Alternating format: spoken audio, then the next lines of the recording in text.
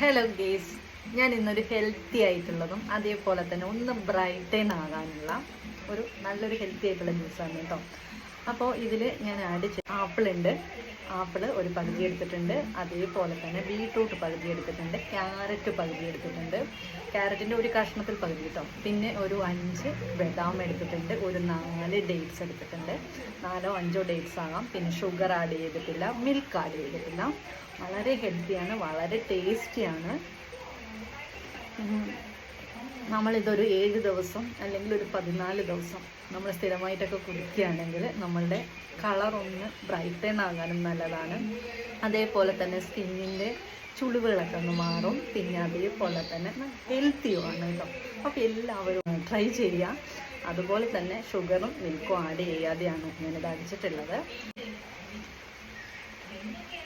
Tata.